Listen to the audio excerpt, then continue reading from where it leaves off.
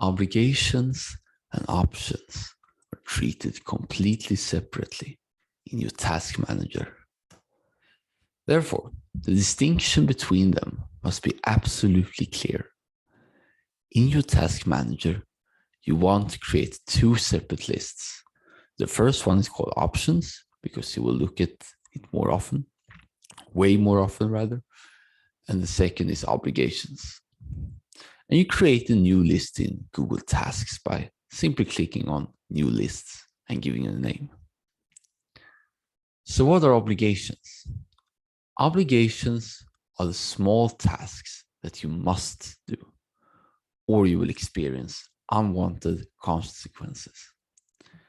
It could be work-related or other commitments that you cannot drop on the spot. You decide what unwanted consequences mean for you, but if you do not want them, then they are obligations. Your obligations list is tightly correlated with your calendar, since the list represents smaller tasks in one session. And the calendar is enough for larger obligations, such as work time or other regular activities.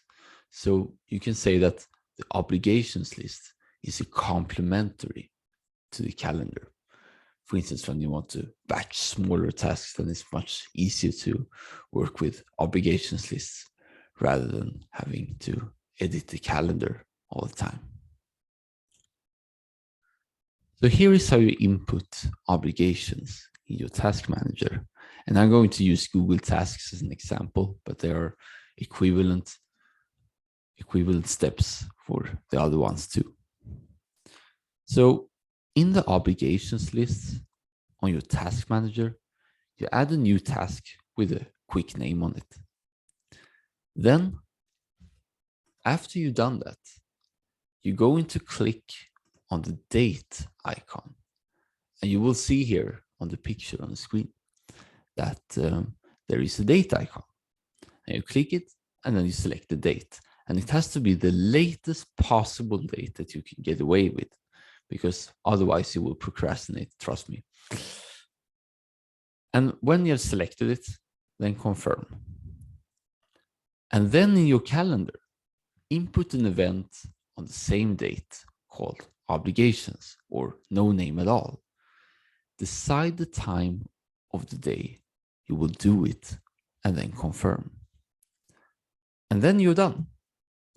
So it's a very, very simple procedure still.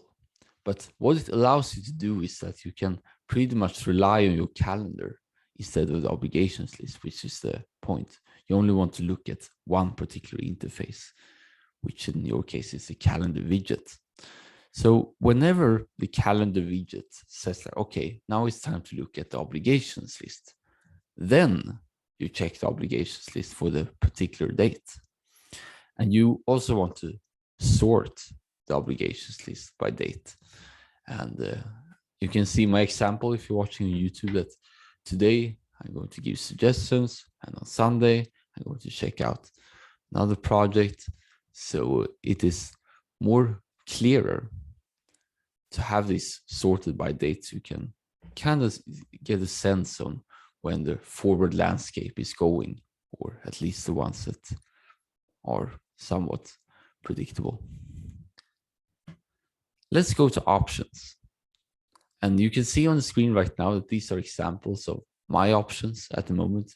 And it's just a snapshot because there are many, many options on my list at the moment, which is beneficial. And I'm going to explain why.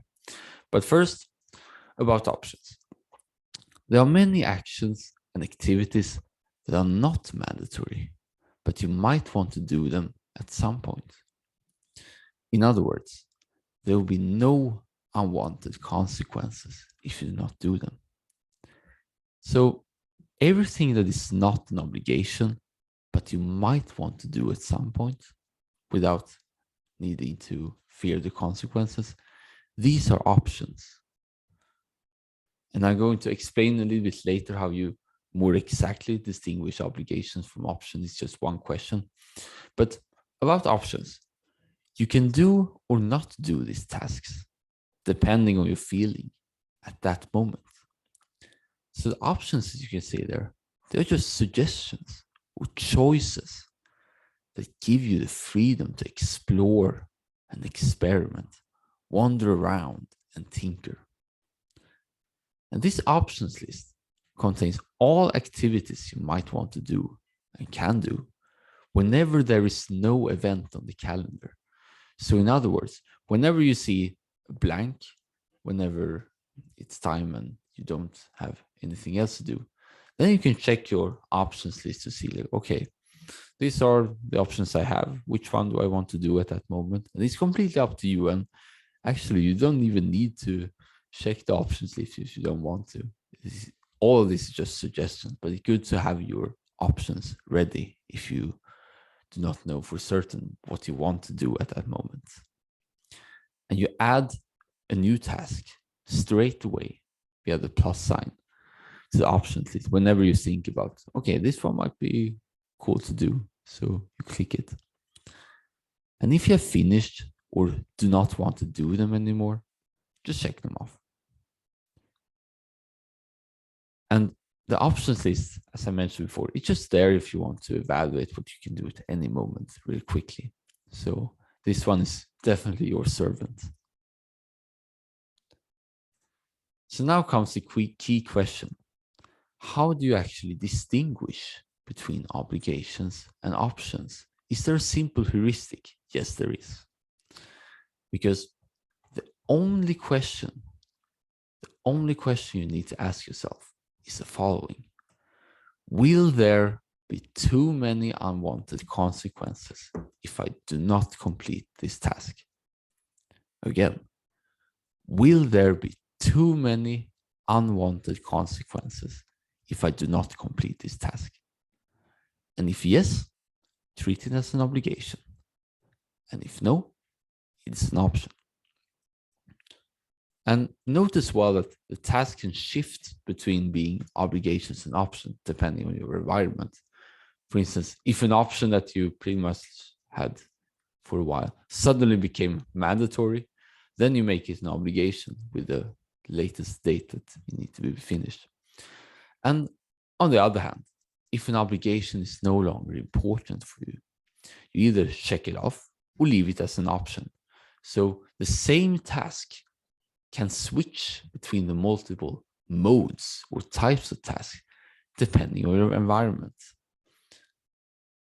So this is probably the reason why you clicked on this video and episode, because with this mental shift between obligations and options, you become invincible to overload. How? By limiting your obligations and expanding your options.